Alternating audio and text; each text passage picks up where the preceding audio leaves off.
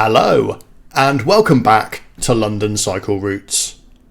Today I'll be showing you how to cycle from Borough Market south of the river to Islington in north central London. This ride takes about 20 minutes and you can do the whole thing on quiet streets and protected cycle lanes. By public transport, the same journey also takes around 20 minutes, so cycling is a perfectly competitive way to make this trip. If you find this video useful or you just enjoy watching it, then please don't forget to subscribe to the channel, as I try to post new videos just like it every week. I'd also like to say a huge thank you to everybody who supports the channel on Patreon. If you'd like to contribute too, then you can find a link in the description below the video. Alright, let's get going. So we're starting by the Market Porter pub and we're going to turn around and we're going to head down Park Street.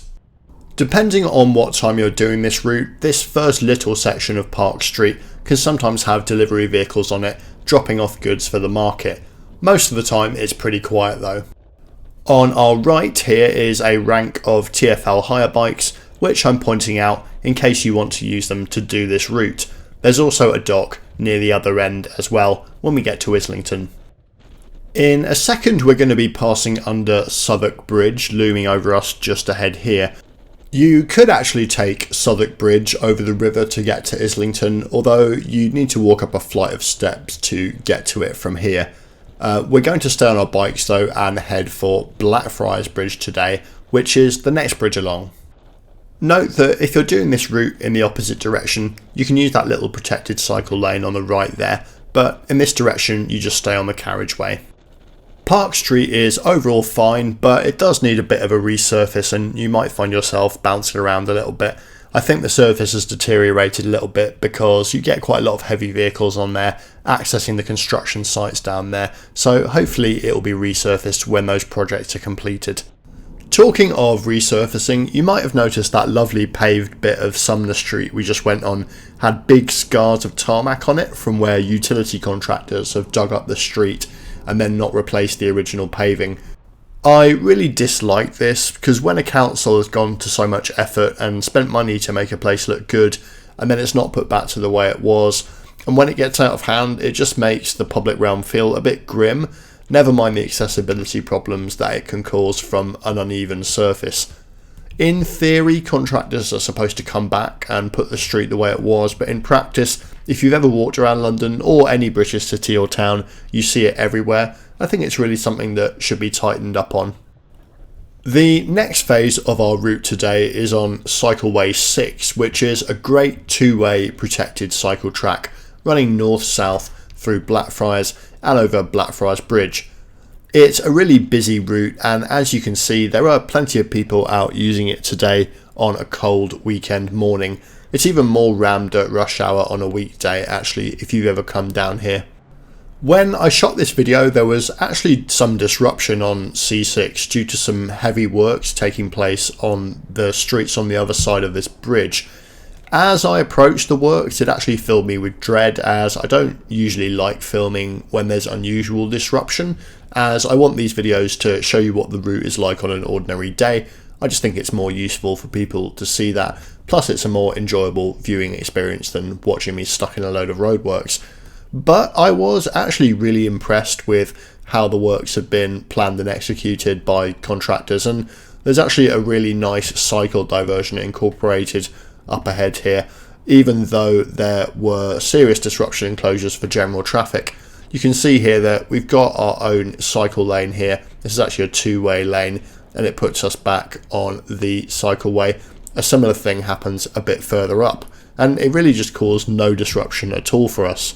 I think TfL, councils and contractors have got a lot better at this kind of thing in the last few years. It really wasn't so long ago that cycling was very much an afterthought for works, and it was usually the case that no provision was made for people on bikes at all. But actually there are a few examples on this route of disruption where cyclists have been specifically catered for, and they're not all on Cycleway 6. I'll point the others out as we pass them later. And of course it's a good thing that they have made provision on this route because this is such a crucial cycle corridor that if it were closed for people cycling, I think a lot of people would struggle to find an alternative route that was just as comfortable for them. C6 switches from a main road route to a back street route in a second, and while it's more or less fine, you'll see that a lot of people actually stop following the route and just continue straight down the main road. I think it would be good to extend these lanes up Farringdon Road to King's Cross. That would mean that you don't have to make this horrible 90-degree turn into Greville Street. Make sure you slow right down for that and indicate as you approach the junction, and do be wary of pedestrians walking down the pavement who aren't always expecting people to make a 90-degree turn like that up the hill. It's a tricky one because the combination of busy pavements, 90-degree turn, bit of a hill, and also traffic on the road just makes it tricky. Strangely, in the opposite direction, the Cycleway 6 route actually continues on the main road for a bit longer, so if you're doing this southbound, just follow the Cycleway 6 signs and markings and it will actually send you down Farringdon Road in a protected lane, but they didn't think to put one on the main road in this direction, I suspect because of other demands on road space. I think it's time to rethink that and extend.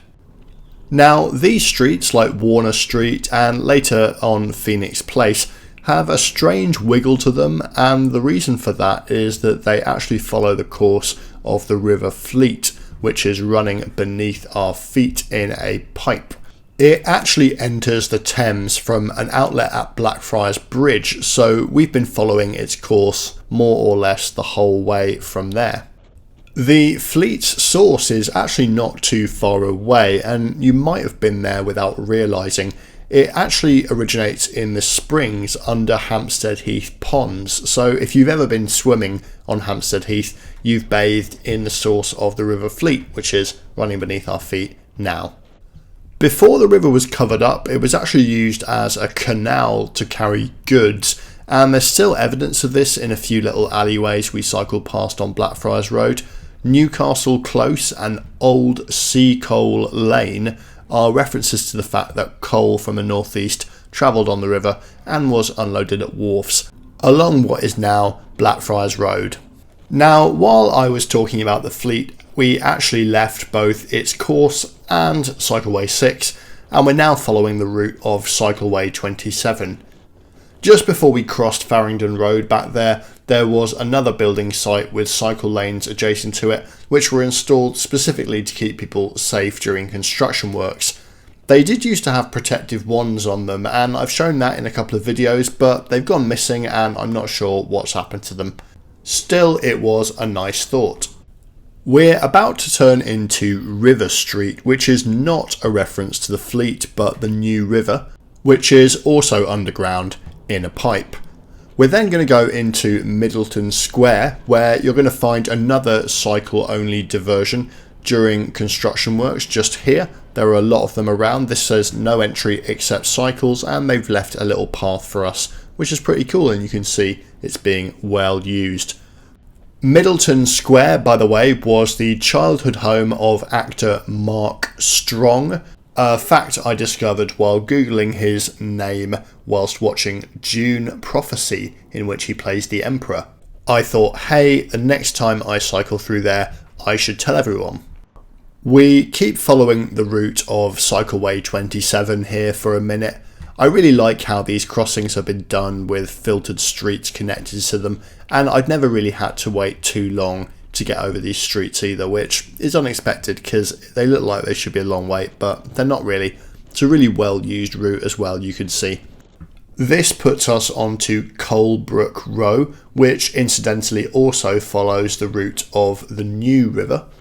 More relevant to us, it's also part of Islington's St Peters low traffic neighbourhood, so traffic levels in it are incredibly low thanks to filters like this one, and you shouldn't have to deal with really many cars at all. This whole section of Duncan Street is also completely closed to cars at peak times on weekdays, as it is a school street, so that keeps traffic away from the entrance to the school there. We follow it up and we dismount here right on Upper Street. I'm just going to walk and show you Upper Street here because we've made it. We've come all the way from Borough Market up to Islington. If you need a hire bike dock, the easiest one to get to is actually up by Islington Green, slightly further up. So to get there, you should just keep following Colebrook Row for a little bit longer than we did, and then turn out left into St Peters Street instead of Duncan Street.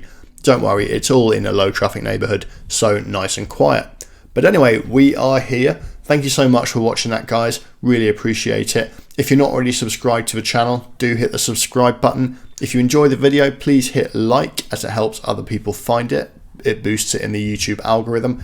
And thank you once again to everybody who supports the channel on Patreon. I really appreciate it. And if anyone else is feeling generous and wants to throw money at me, then you can find a link in the description below the video. Down there you can also find a digital map of the route and maps of all the other London cycle routes videos as well, which are kind of handy for browsing the channel on a kind of a map basis. But anyway, let me know in the comments what you think of that, and I will see you all again next time. Goodbye.